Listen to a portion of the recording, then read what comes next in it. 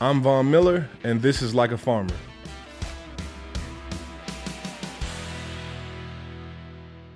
Hey y'all, it's Pat.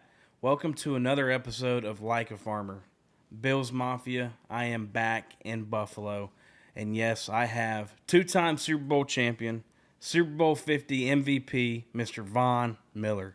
Von, thanks for coming on the show today, man. Howdy, guys, man. Thank you for having me, man. Like a Farmer, I had to come on here, man. I had to, talk to you guys, and it's a joy and a pleasure to be on the show. I can't wait to talk about it. I know your roots run deep in rural America coming from Texas, but even what you're doing now off the football field, you have the passion for farming, so we're going to talk about it. But I want to start off with just where you grew up. You grew up in Texas. Yep.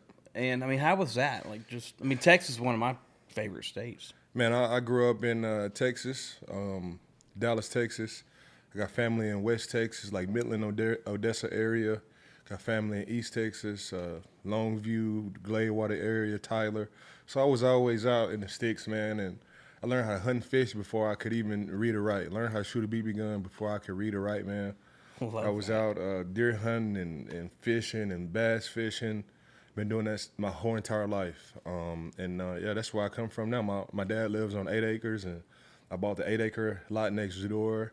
And my brother's going to buy the 4-acre lot next door. So we have like this huge compound. That's how All in Texas, right? That's in Texas. Yeah. So that's how they do it in the country, man. So yeah. When the idea came, I was like, man, it's kind of right next to mom and dad. But as you get older and you start having kids, you're like, man, I wanna be close to my family, man, and those are my roots, and that's where I come from. And it's cool to see y'all building that compound, and it's not, home development coming in and building houses. Mm-hmm. You're buying this ag land and you're keeping it ag, which is really cool. So I love that. We got it's a pond. It's actually a acre pond on my dad's property, and it feeds over to my property, and it's an 1.5 acre pond, and then that pond feeds over into a smaller pond, about another 1/2 acre, about a like 0.75 acre pond on my brother's land too. So it's just all the fish, they stay right there with us, man. We got them stocked, we got them stocked, man, and they stay right there in the family. Are you if you had to choose one or the other, are you going fishing or hunting? I'm going fishing, man. It's hunting is like an all-day thing, and I've been in the bow hunting for about 3 years now. And cool. Once you go bow, like you're not going back. No, you're not going back. Like it just feels that. It just feels like it doesn't just pull out a rifle and shoot the animal. It doesn't do it for me anymore. Like once you get buck fever with that bow and you start shaking with that bow and you get your first buck, man, it ain't nothing like it. That's cool. I've read before the hunting and fishing part, you've taken some NFL players out to do some hunting and fishing. Yeah. Any cool stories from that? Yeah, man. So I was in Denver, and one of the really cool parts about Denver is they have all of these streams. And I wasn't really into fly fishing or anything like that. But out there, I got into fly fishing, and I started bringing all my buddies out, and you get the competition out, and I actually have this little trophy. And it says Mr. Fishes. So when we go out, whoever catch the most fishes, gets down. Yeah. It gets kind of competitive. Like if I see one of my teammates catch a fish, I go over there in the spot and I start fly fishing right there and start needing line right there, and I catch a fish and everybody get mad like, hey, what you going? You in my spot? It gets competitive, man. But it's fun, man. I love being outdoors, whether it's hunting, fishing, golfing, camping. I just love being outdoors. That's awesome. And you being the athlete that you are, you're choosing the challenging aspects of hunting and fishing. You mentioned bow, and then now you're talking about fly fishing. Those are the two hardest things when it comes to fishing and hunting. You're not just grabbing a reel and tossing it out there. Yeah, I think once you start, challenging yourself, in those areas, it's hard to really go back to just bobber with the big perch and all that stuff. That's fun. That's exciting. Crappie fishing. I started on that. I still love to do that. But if I have my choices, man, I go fly fishing or I go bow hunting in a minute. I love that. Coming from rural America and just reading up on you, Vaughn, you've had supportive parents your whole life, and I was reading something that they never miss a game. Yep. And back when you're playing Little League football, was it that your mom had to stay and kind of hold? Was it a nebulizer? Oh, yeah, doing research. Yeah, doing research. Yeah, Mom and dad, super parents. Like, I don't want to get emotional here, but they've always been there for me. My mom has never missed a game, whether it was football games, basketball games, track meets. Even when I was in the choir, like I can remember back in the second grade and Choir, huh? and you singing like Nice. you got the choir. Like if it was three parents out there, my mom was one of them. And PTA meetings, my mom was always there, and I can count on one hand on the events that my dad has missed. You know, he's the breadwinner, so he has to work, but very supportive parents. And that story, yeah, my mom, she had a generator. She would hook the generator up to her car, and then run a huge extension cord from her car down through the bleachers. She would get there before the game started, down through the bleachers, onto the sideline, so I can do my nebulizer if I had an asthma attack on the sideline. So Golly. she did whatever it took to get me to this point, man. And I really appreciate my mom. Thanks, Mom and Dad. I really appreciate you. Yeah. Man. Shout out Mom and Dad. That's awesome. So you got two kids. Mm-hmm. They old enough to play football yet? They're not old enough to play football. Val, he just turned 2 about 3 weeks ago, and Vic is he'll be 7 months. He's 7 months today. Oh, So nice. he's Happy 7 months. He's 7 months today. I named Valor. You know, I was trying to go with a V name, and Valor. I just love what it stands for, Yeah. showing bravery or courage in the face of danger, especially in battle. And victory, it just happened. He was born on February 7th, the same day that we won Super Bowl 50. Okay. So I was like, He was born on Super Bowl 50. he was born 6 years after we won Yep. Super Bowl 50, but on the same That's day. awesome. Yeah. So I was like, man, I'm gonna name him Victory, and we got Victor, Valor, and so I can say Vic, Victor, I can say Valor, Val. Val. I So love it's that. Vic, Val, and I'm Vaughn. Fine. That's perfect. I'm not going to let this go. So choir. I mean, are you... I couldn't You sing still- at all. You know, you got those kids up there. You just you just doing it. Like when I tell a story, man, I don't even know what we were singing, but I just remember my mom up there saying, "Pay attention." Like when the kids up there singing, you start like doing stuff. Shoot, like pay attention. Like, and I would get right and sing along with the song and stuff. You know, how second graders is like. I wasn't really thinking about like was it cool or not. It was just something to do. Love that. You started playing football in 5th grade. Mm-hmm. So you play football. Then you go to Texas A&M. I'm a Gator, so Mm-hmm. go Gators. You know, the crazy thing is, Florida was my number 2 school. Like, I went back and forth. Why did you not go? Man, I went back because it was my mom. I knew it would really put a strain on my mom Okay. to travel.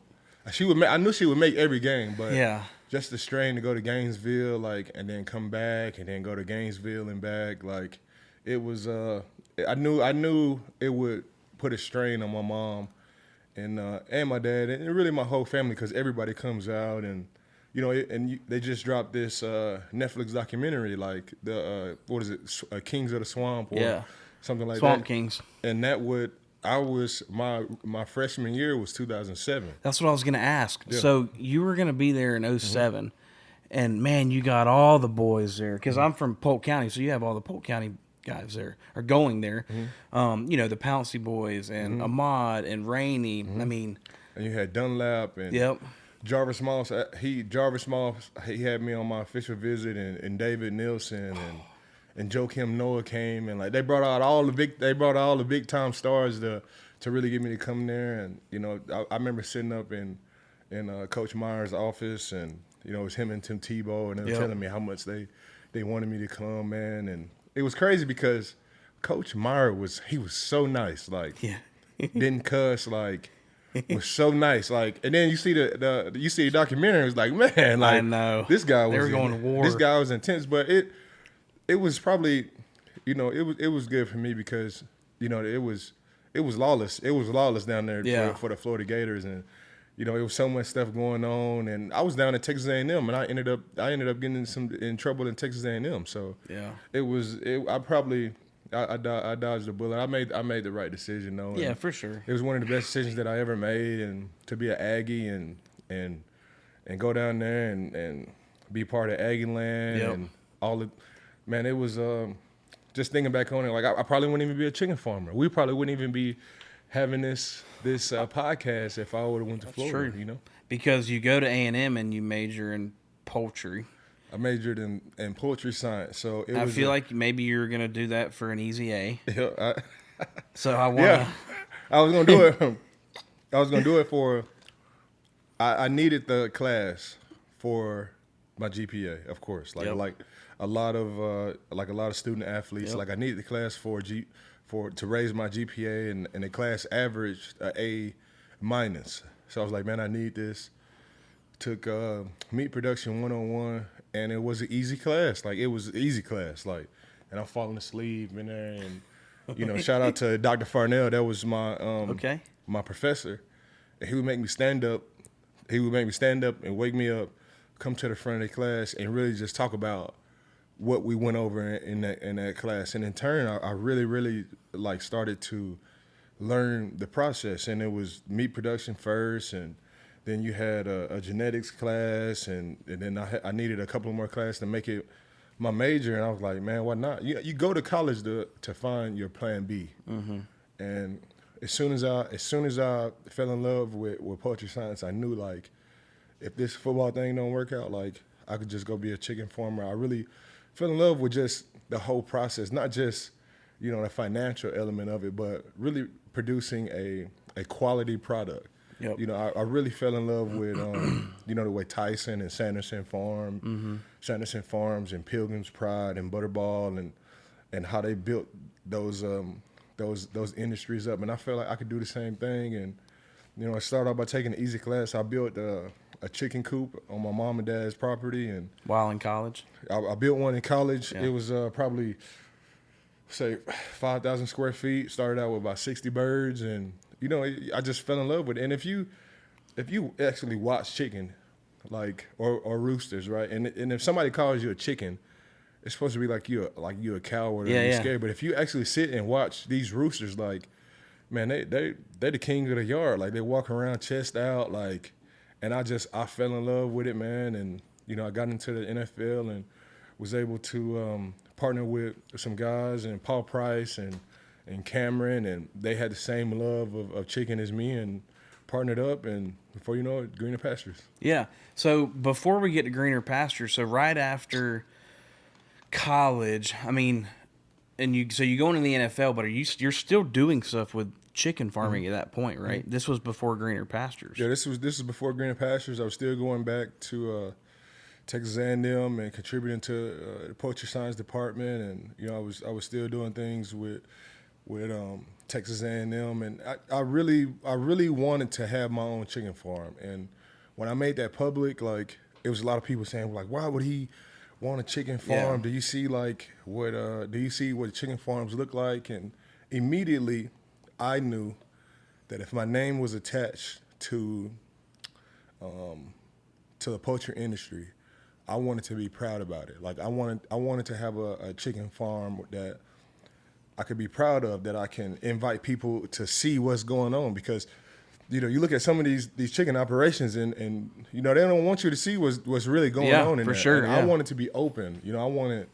live streams on the houses that we had. Yep. And I wanted to really wanted a product that I could be proud of. Yeah. And, immediately I wanted a humanely raised product. We transferred over to a pasture-raised product, organic, non-GMO, like all of the certifications that you could possibly have. And nowadays, especially in 2023, people want to know where their food's coming from, where their food is coming from, and how it's produced. Yep. And I'm so proud of the humanely raised product. I'm so proud of the pasture-raised certification that we have, all organic, non-GMO. And it's greener pastures is really, really something that I'm proud of, and I invite everybody who wants to come see down to check us out. That's awesome. Are you still naming your chickens? I've been doing this for a while, man, and I had some really, really old birds. I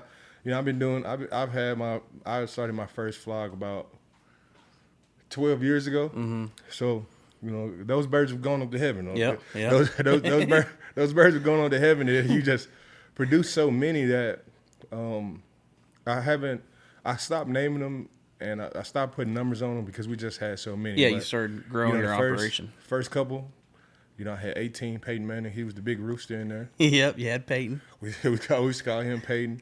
Then I had DeMarcus. We used to call him 94 in there.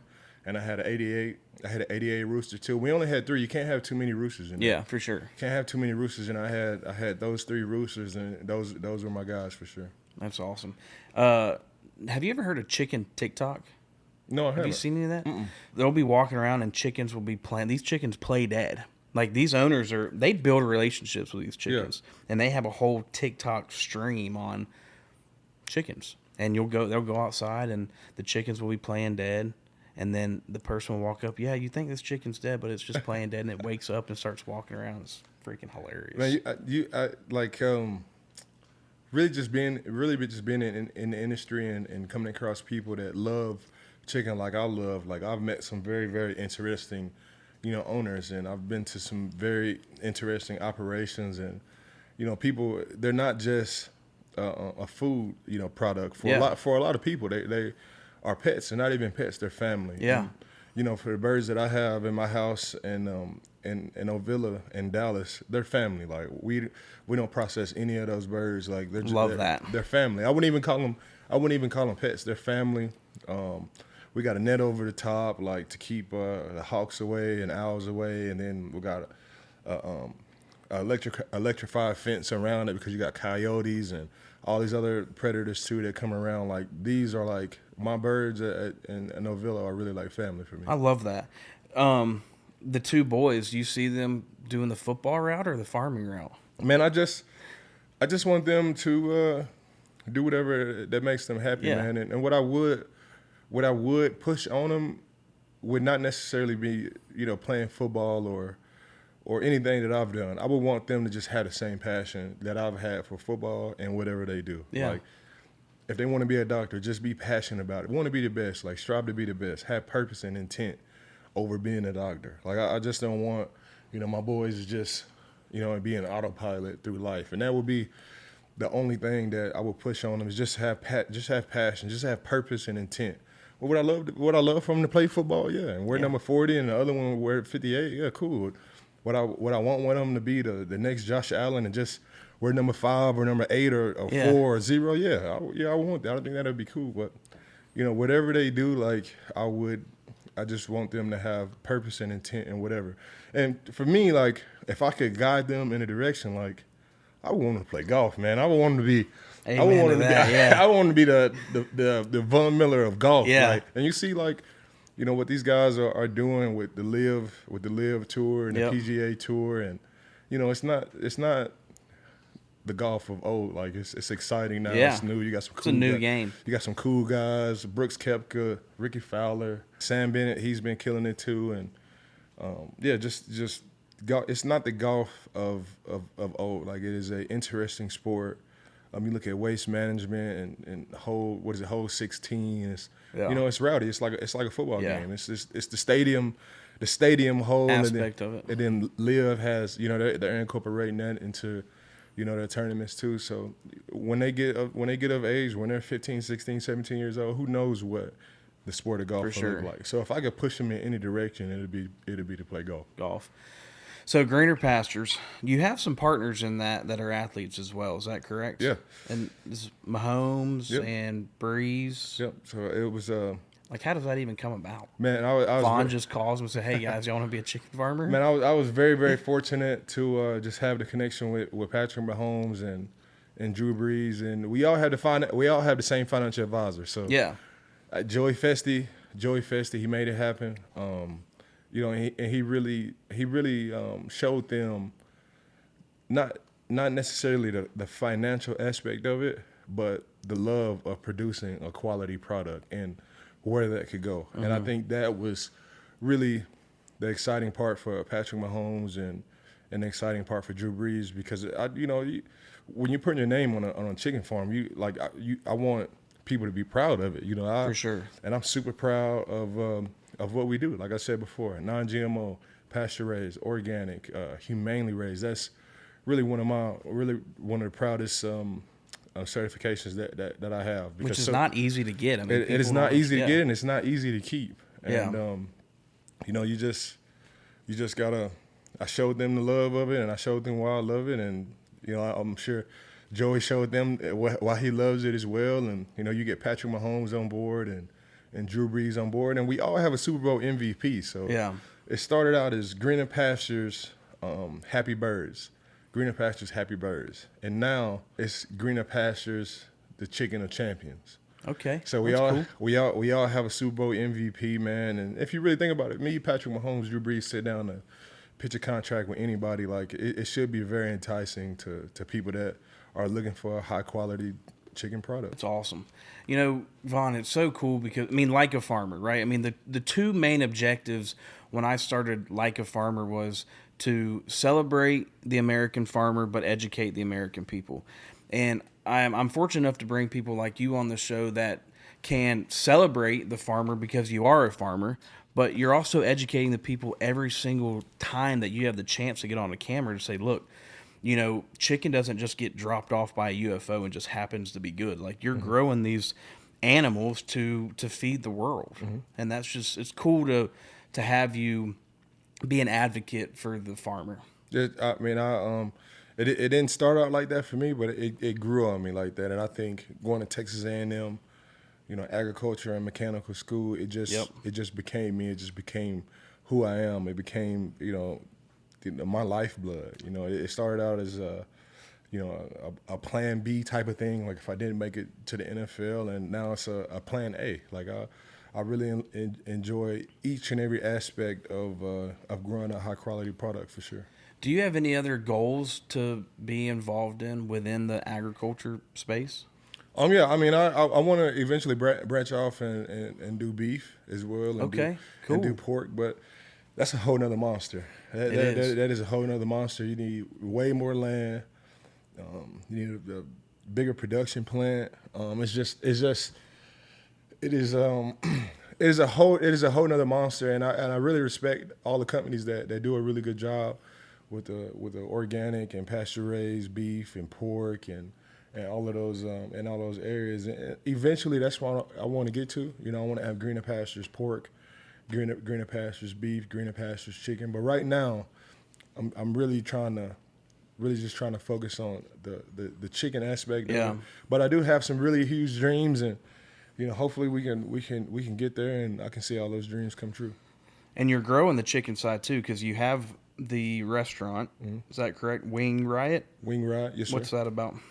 Wing Riot is just to make, you got all these other, especially here in Buffalo, you got all these other cool wing spots. And yes, you do. It was just a way to, make, eating wings and eating a pasture raised or organic product fun and cool. And that's why we have Wing Riot, and they have all different flavors, and they make it cool and they make it fun. But for me, I just like it buttermilk fried. Yeah.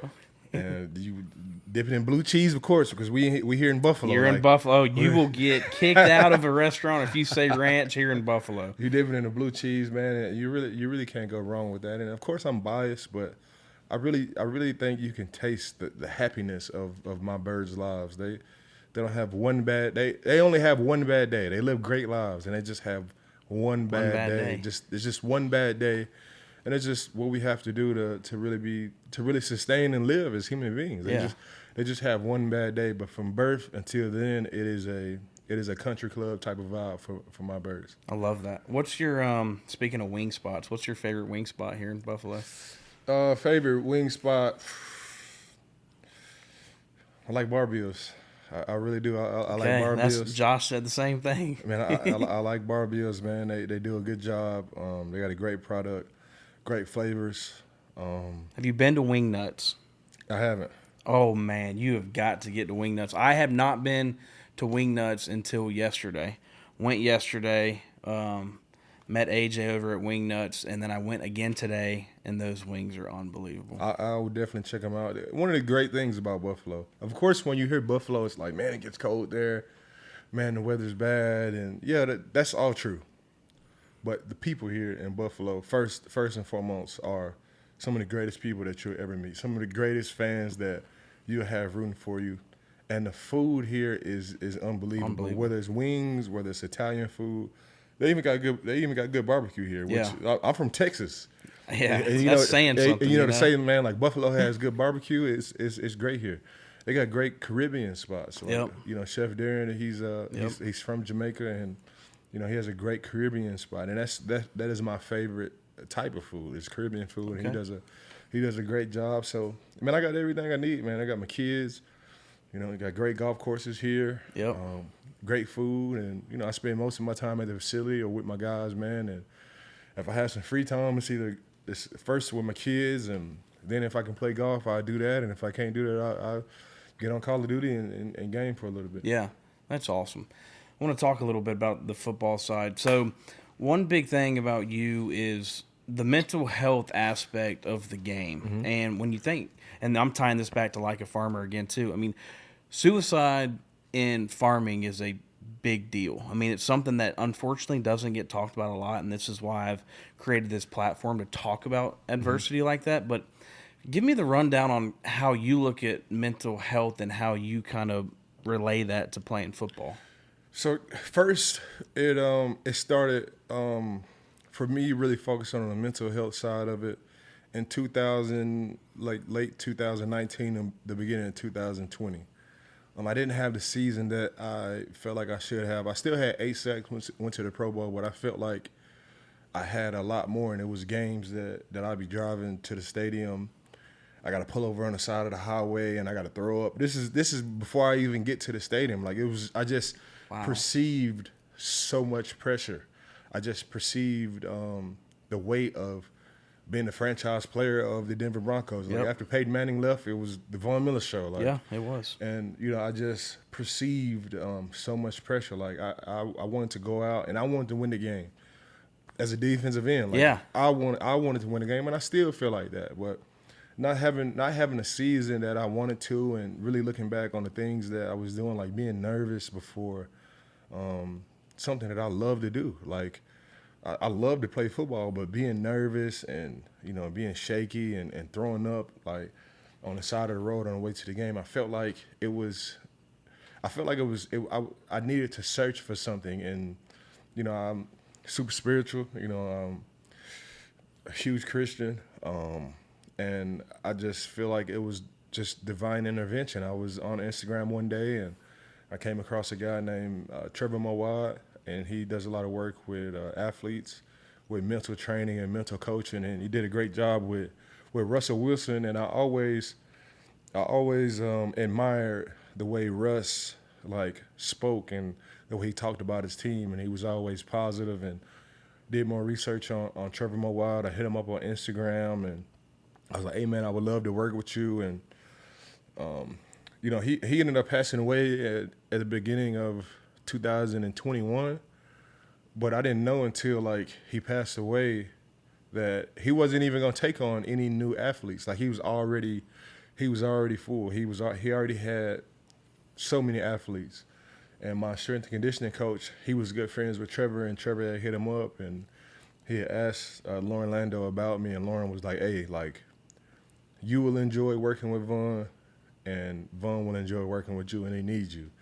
And I just started talking to Trev on a weekly basis, and he really just helped me with my perception and the way I look at things. And I think that's a huge part of mental health is your perception, not only on the football field, but really in life, how you perceive things. And of course, we all come from different circumstances, and I know it's not easy. It's definitely not an easy thing to think positive and always be positive, especially, with some different circumstances and where people come from. But for me, I just have this huge sense of gratitude no matter what's going on in my life. Like, I'm grateful for, just to be a human being. Like, the earth is been here for 4.5 billion years old, and, the average human to live, 60 years to 90 years. Like, that's a blink, to have the life that I have, and to be around the guys that I have, and to have the family that I have. And like I said, we all come from different circumstances, but for me, I just really look for the magic in all the little things, man. And I'm so grateful for everything that I have. And, for me, it's just the perception of things, and I really try to convey that to my teammates. You know, I try to convey, you know, the process over the outcome. You know, sometimes you get so caught in being an all-pro player or being a Pro Bowl player or winning a Super Bowl where you just forget to break it down into just one day. Like all I have is just this one day. And you start maximizing the day and you're doing everything that you possibly can do to have a great day, and you just stack days, and it's not always going to be great. Like, just because you think positive and you believe positive things happen, you know, it doesn't mean that it's going to happen. But if you have a negative mindset and you just talking negative, and it's just, there's no way out of that. And it's crazy for me, like, because I've talked to this about my teammates when I first came here. Like, sometimes people try to say negative things and hope for a positive outcome, where they say, man, like, this team's good, man. I hope we can beat them. Like, you know, that's a negative mindset. Yeah. And I think we do that in life as well. We start with the negative and hoping that positive things will happen. But I just start with the positive, and I look for the positive things in everything. And that's what really helped me. And really looking at all the other greats from Kobe and LeBron and Tiger, and really focusing on their story and their mindset and what makes them great. Because success, it leaves clues. Like, successful people, they leave clues. Successful situations, they leave clues. And I just try to focus on those clues and try to put them into my life. And I truly believe that no matter what circumstance that anybody's in, like, it's another person that has been in that circumstance and killed it and made the max out of it. Yeah. And whether it's a podcast, like we got our podcast, like it's guys that have started a podcast like a farmer and Bondcast and just bodied it. Like, you look at the Joe Rogan experience, and I just say to myself, like, you know, why not me? Like, why not like a farmer podcast? Why can't that be the biggest podcast in the world? And, you know, I just aim for the stars and everything, and that's where my mindset comes from, whether it's on the football field with my teammates or in life. Damn. That got me pumped up. You're locked in, man. I mean, I can tell. I mean, I know you're on the pup list right now. I know you're dying to get back on that field. And what you just said is this doesn't happen. I know most of the sport fans out here listening to this and watching this, defensive players don't win the Super Bowl MVP. It just doesn't really happen. Von Miller won it. I mean, it just shows that you're just a badass, man. And not even on the football field, but in life. I mean, you're just locked in. Number one, and I don't mean to call you out, you're the oldest player on the Bills. I was just thinking about that. Like, so, I was in a training room, and like, we was at St. John Fisher, and like, you know, you got guys coming in, and like, guy was born in 1999, and the guy was born in 2000 and 2020. I was like, whoa, like, I was born in 1989.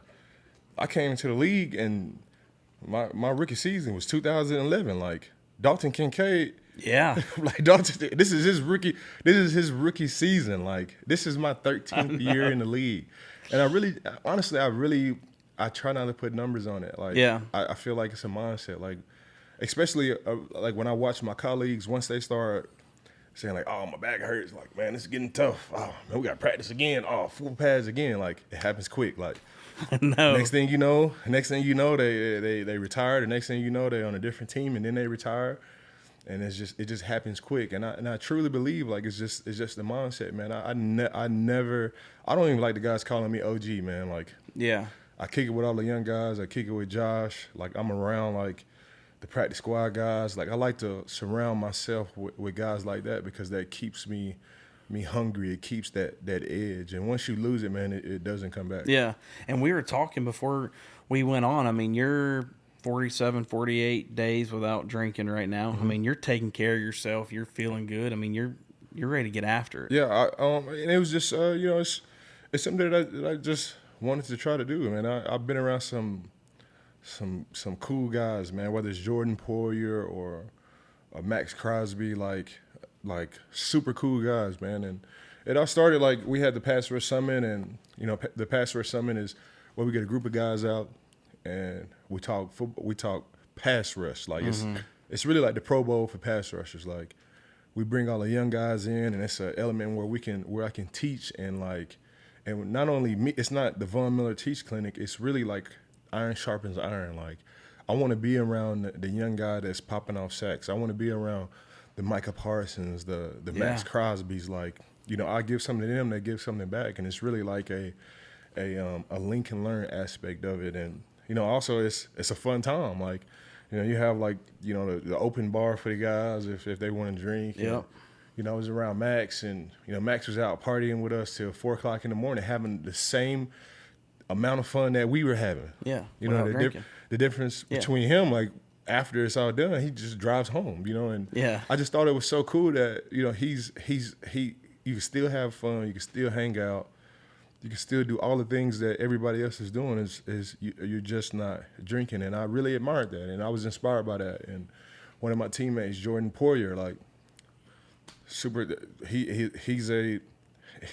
he's a soldier on the football field. Yes, like he is. He's one of the toughest people that I've ever been around. Like, and he's good on the golf course. Like, and that's my golf buddy. And we sit in the golf cart and talk. And he's not drinking. He's not having that beer that everybody has on the golf course. He's not doing none of that. And he's genuinely himself. And that's where it all started with me. I just admired those guys, and I was like, man, I want to try it, man. And you try it, and then you go 2 days, and then you go a week, and then you go 2 weeks, and then you go 3 weeks, and then you go a month, and then you start telling people about it, whether it's my assistant or my mom or my dad, and you put it on Instagram, and you get everybody else that like say, hey, man, me too, man. I've been 6 months, and I've been 10 years, and it's like once you make it public and you swim out there so far, like it's really hard to go back, and it's something I really don't even think about it. I just, I found that I have more time to spend with my kids, and I have more time to focus on football. It's not that, oh man, it's Wednesday, I can't wait to go home and have a glass of wine. Like I don't even, I don't even have those thoughts, man. And I don't have an end date on it. I don't have like a goal. I'm just taking it one day at a time. Good for you, man. Is JP beating you on the golf course? Yeah, he does, man. And he said on the Pat McAfee show, and it's just how my brain works. Like, he's on the Pat McAfee show, man, and they had asked him, because I've been on the Pat McAfee show a whole bunch of times, and they're big golf guys too, and he was on there, and they asked him about like me, and they asked him like, how's Vaughn? And he was like, man, he's getting better, and they was like, has he ever beat you? And he said, absolutely not. And everybody busted out laughing, and I was like, hey man, like, what's funny? Like, and this is how my brain works. Like, I was like, man, what's funny? Like, and I just had to put him on my list, man. I got 3 people on my list to beat. Who are the 3? It's Jordan Poyer, because of that. Yep. It's Brandon McManus, which he's the best golfer that I've ever been around. Besides the pros and the golf pros and stuff, like the best football player, the best, whether it's pitchers, whether it's hockey players, all those guys are great at golf. Quarterbacks are always great, but he's the best golfer that I've ever been around, and he introduced me to golf. Like, he got me on the golf course, So it's like I got to be able to beat Sensei, and so it's Brandon McManus, Jordan Poyer, and DeMarcus Ware, and it's just DeMarcus because that's like that's my big brother, man. Yeah. I idolize him in so many different ways, on the football field, off the football field. He's a Hall of Famer. And he's just had this mind control on me on the golf course. Like, he's not a scratch golfer or anything. Yeah. He's not a scratch golfer or anything like that. But whenever we start golfing, he just has this mind control over me. Like, he starts hitting great shots, and I hit a bad shot. And I'll fight back, and we get even. And then it comes down to the last hole, and I just end up shanking it. Like, he just has this mind control on me. So those 3 guys are the guys that I got to be able to beat one day. That's awesome. The competitiveness that Von Miller has, there's something that hasn't been done before, and you're on track. You had been on 2 teams, and you won 2 Super Bowls. Mm-hmm. Now, 3rd team, and there's never been a player in the NFL that's been on 3 teams and won 3 Super Bowls. Yep. How do you feel about that? I mean, is that on your mind every single season? It is. Like, I can't say, I won't say that it's not. And I think that fuels me each and every day to take advantage of each and every moment, because I can't do it by myself. Like, in my mind, I think like I go out here and win every game like by myself if I can. Like, I've done it before. Like, but the odds of that happening are very rare.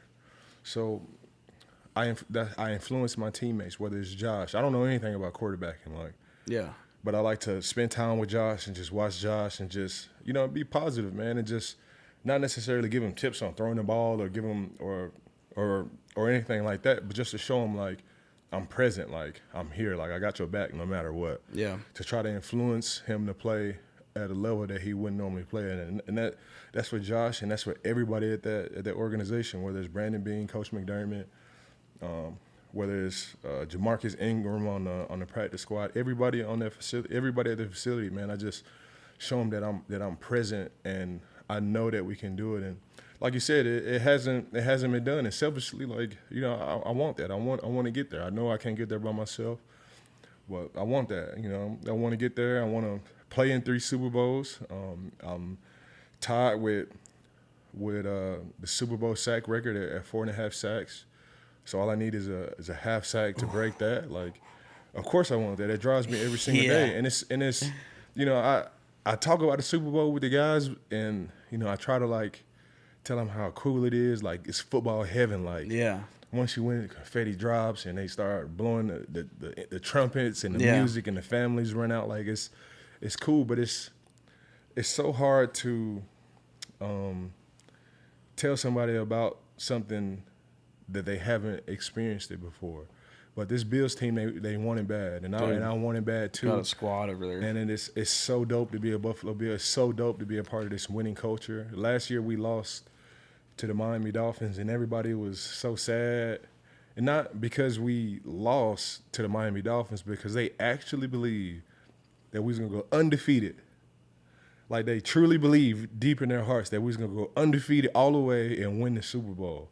And I felt like that was super cool to be a part of an organization that believes in their ability to be able to get that done. So I'm in a great spot, man, and we'll be able to do it.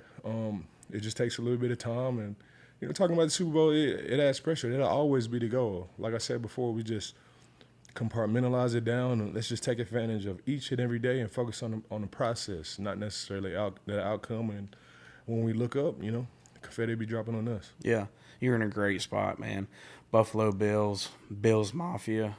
I love those guys, man. Bills Mafia is just, they're the best. I love them. Yeah. I mean, NFL's a business, obviously, but do you see Buffalo being kind of where you're going to ride off into the sunset? Man, I know I don't want to upset, any of my other fan bases.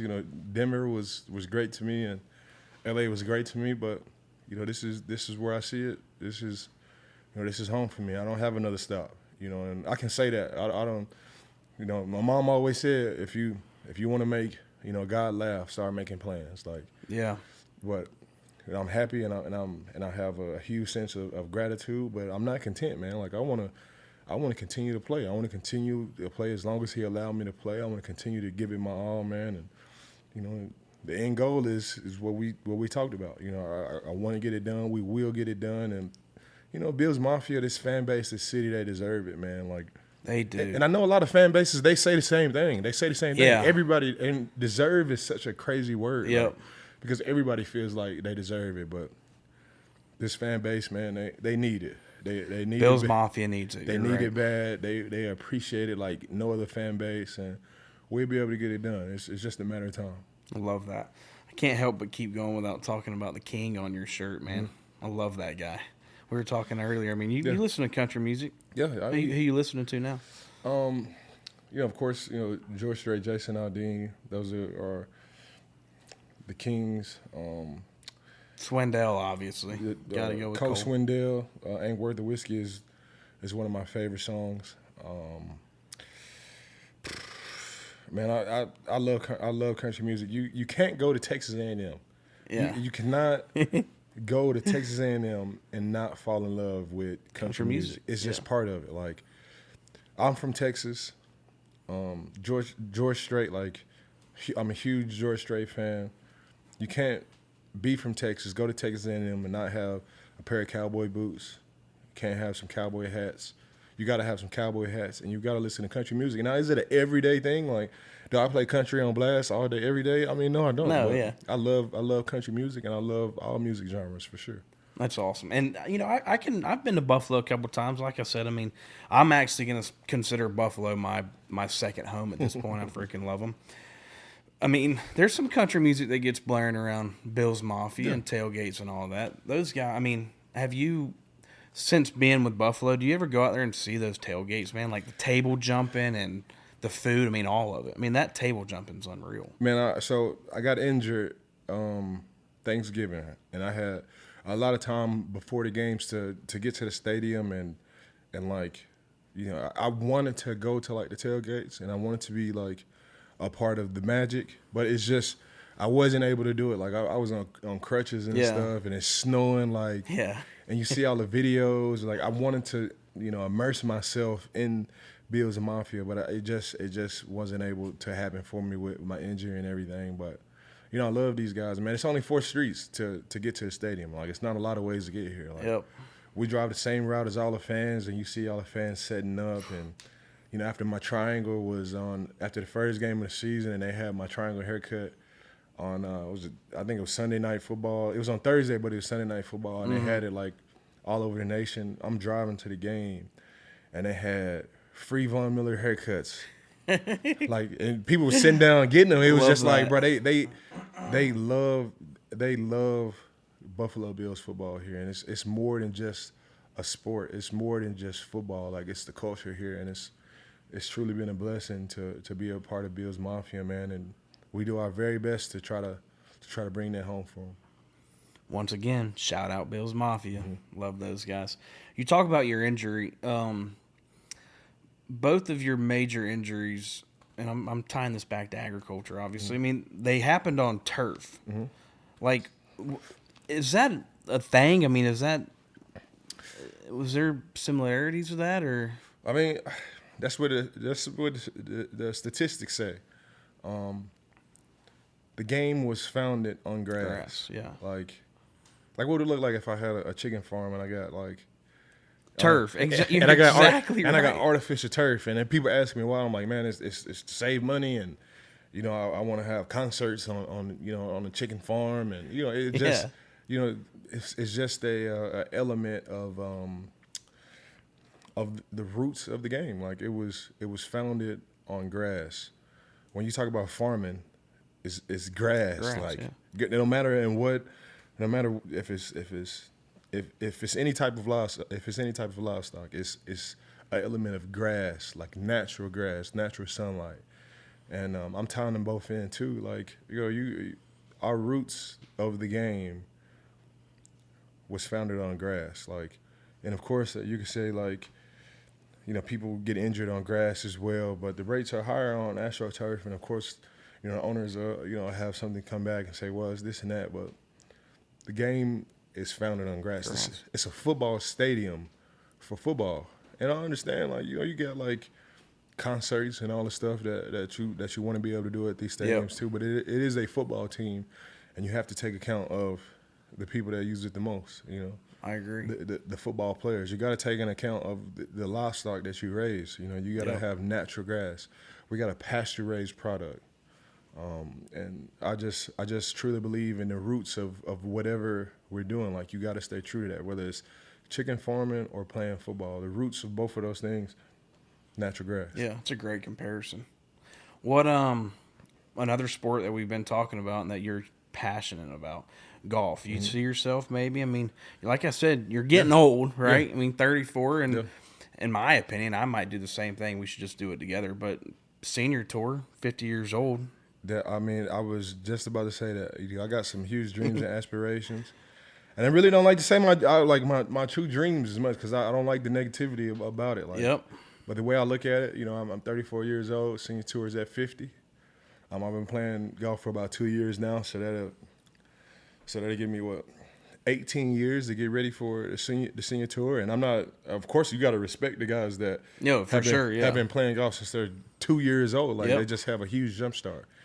But I just truly believe in in my ability and the type of work that I will put in whenever it's time for golf. Like I will attack it with the same mindset that I attack football with, and that's just one of my dreams is to make it on the senior tour for sure. Love that.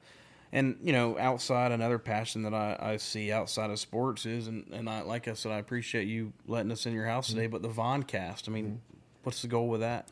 Man, it just it started out with being approached by Bleacher Report, and like I said, they wanted to have a podcast, during the season, Yep. during the week, and I was like, man, Yeah. I'm so focused on football, like. Yep. Of course, wins, like, it's easy to talk to guys, like, but what about, like, if we do happen to lose, like, talking to guys after that. But once I got started, I'm able to compartmentalize both aspects of it. Like, I love talking to my colleagues around the league. I love podcasts. As you can see, I love to talk, and I love to Yeah. share my passions, and whether it's mental health or talking about my kids or getting to know other people. Like, I just love that element. And the people that work for Voncast, like, we got an all-female staff, and they do an incredible job of making sure that I'm prepared. They do an incredible job of making me feel confident. They do an incredible job of booking, interesting, whether it's football players. This year we have a golf segment. Yep. So they do an incredible job of making me feel comfortable and making me feel like I can do it. And once you have a couple of shows, man, it just becomes natural. I wouldn't say easy, because it's not easy. You can't fake it. You can't get in front of the mic, in front of these cameras and lights, and fake it. It doesn't work like that. So I'll never say it's easy, but it just feels natural for me, and I love talking to my colleagues about their passions and their life, and being able to give the mental health aspect in each and every segment that we do. And I think what's unique about my podcast is I'm not on there talking crazy about guys. Yeah. Like, I would never do that. And that was one of my pet peeves whenever I, took on, like, the project of having the Voncast with, like, I don't want to be on here. I don't want to have hot takes, For talking sure, crazy. yeah. If we go viral, I want to still go viral, like, just having a great conversation or having interesting, people on our podcast, or the subject that we're talking about, to go viral. I don't want to, go viral talking about, like, something negative in the league. And that's that mindset. We had it, and they believed in that, and it just took off. So shout out to all the wonderful people with the Voncast. Shout out to Like a Farmer for having me on, man. I definitely pay attention to you guys, and thank you, man. I'll be tuning that. into all the things that you talk about as well, man. This is a great opportunity for having me. I love that, man. There's a segment that we do on the show that I'd love to do with you, and it's called The Biggest Gamble. I mean, farmers gamble every single 100%. day, as you know. What do you think's the biggest gamble you've taken in your life? I rush the passer, man. Like, that's what I do for a living. Like, each and every day. Like, I play football, man. Like, every time you step on that field, like, it's a gamble. With everything, man. Like, it's a gamble with your body. It's a gamble. It's a gamble stepping out there. When I'm rushing the passer, like, going outside of what I'm supposed to do to go make that play is a gamble. Like, if you watch the way Josh Allen, plays the game, like, he's gambling out there. Like, he's gambling. He comes up big a lot. But the biggest gamble that I say I ever took. And it can even be with greener pastures or anything in life. Every day is a gamble. Like, I'm really thinking about it, but I think I can settle on, really just going all in with being a chicken farmer. Like, it's not easy. It's not a easy job. It's not, you just pour money into something and it works. It doesn't happen like that. Like, you have to be present. I put, my money, like, usually, sometimes in farming, like, you take out loans and you pay it back, over 30 years, kind of like a mortgage. Like, I'm all in, like, I'm all in with this chicken business. I'm all in with greener pastures. And I wouldn't say it's a gamble because, I would say it's a gamble because it's an element of I could win or lose, but I don't think like that, man. I really don't. It is a gamble, but I just truly believe in the people that we have running it. I have a huge belief in Cameron and Paul Price and and Patrick Mahomes Yep. and Drew Brees and really myself, man. It's a gamble, but I just truly believe in my team that we'll be able to sustain and be able to create a sustainable product. I love that. And before we end the last segment, I got to do this. It's called This or That. Okay? And I asked 2 this or that questions, and you asked me one. Mm-hmm. Got to go on the chicken side, man. You going flats or drums? I like, man, because I know I'm gonna make somebody angry.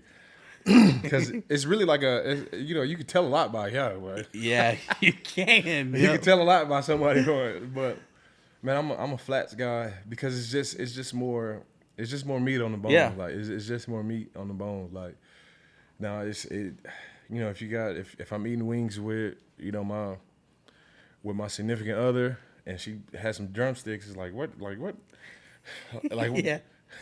like what's going on? Like are you a drumstick person? Like I'm a flats guy, but Yeah. you mix them up, combo me up, but Yeah. I prefer flats for sure. I love that. You driving for show or putting for dough? You need both. You do need both. You need both, but T-box is hard for me, man. Like Yeah. T-box is hard for me, and whenever the closer we get to the hole, the more and more confident I get. Whether it's chipping, whether it's 100 yards, I feel comfortable. Yeah, that's good. On the green with my putter, I feel comfortable, and I'm not trying to make it. I'm just trying to get it close, and sometimes you get lucky and it goes in. I'm with like you. sometimes you get lucky, it goes in. Playing so for the tap in. I'm putting for dough, but I would love to drive for show, especially when my buddies around. I would love to be up there and just I know. and just strike one Just and pop one down there. and just beat one. Yeah. 375 yards. I would love to do I that know. consistently, but Sad that Von Miller walks up and hits it like 205. man, I would love to be able to do that, but I putting for dough. That's where you save your scorecard. There you go. All right, what would you ask me? This or that?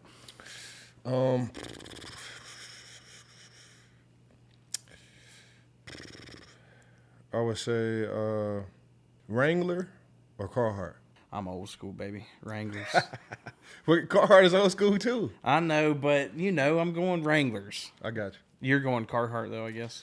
I love Carhartt, man. I just love it with Wrangler too. Like you can wear them out and they still look good. Like, but I just have this strong passion for Carhartt, man. I'm sure they both compete, man. But I'm a Carhartt guy. I love that. This is a big one though. Okay. Ooh, I like this, man. I'm going 2 today. Ford or Chevy? Oh my gosh. You can tell a lot by God. You can tell. I know, I know, and I hate. And this has been asked before. Oh my gosh, how do I answer this in the right way? I've got the citrus and cattle operation back home, and we drove Chevys our whole lives. But Vaughn and I'm kind of like the wild child in the family, right? Yeah. I switched to a Ford. I ain't ever going back, bro.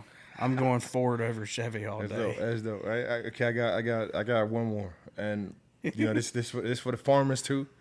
You put in long days. Yep. Early mornings or late nights? I'm late nights. Yeah.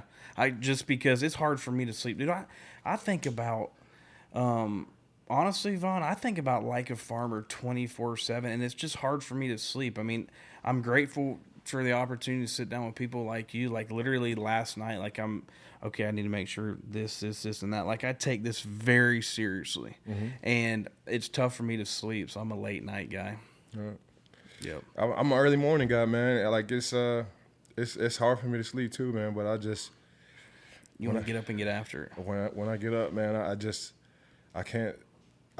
Even if I don't have anything to do, like even if I can sleep till 4 p.m., like I'm up every day, no matter how amount of sleep that I get the night before. Yeah, ready to go. I just have an alarm clock that goes off on me at 7 a.m., like whether I have the alarm set or not. Like you're 7 a.m. Boom. 7 a.m. I'm up regardless of what's going on. That's awesome.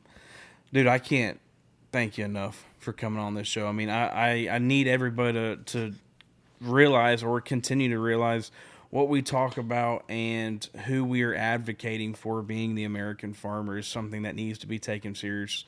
And to have you come on the show and to be a farmer today means a lot to me. And I wish you all the best of luck. And you are going to bring a championship to Buffalo. I can feel it. And I told that to Josh too. And I made a bet with Josh that if y'all win the Super Bowl that I was going to get matching tattoos with him. So I'd like to make a bet with you. If y'all win the Super Bowl, I am. I'll get a tattoo with you.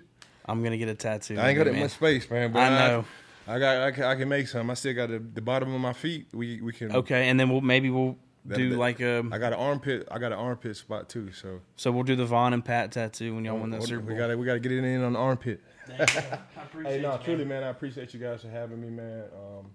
Like a farmer, man, got so much love for all the farmers around the world, and especially the American farmers, man. It is not an easy job.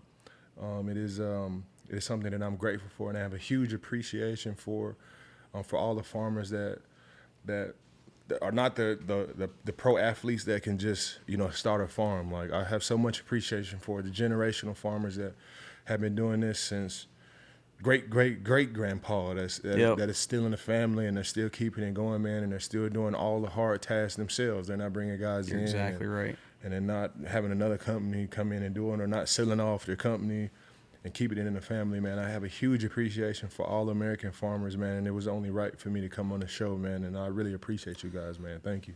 Thank you. If you ever need me, man, I got you, man. You might not ever need me, man, but if you ever need me, man, I got you, man. I appreciate that, Vaughn. Yes, sir. Thank you. And as always, guys, like, comment, subscribe, share, do whatever you got to do to be like a farmer.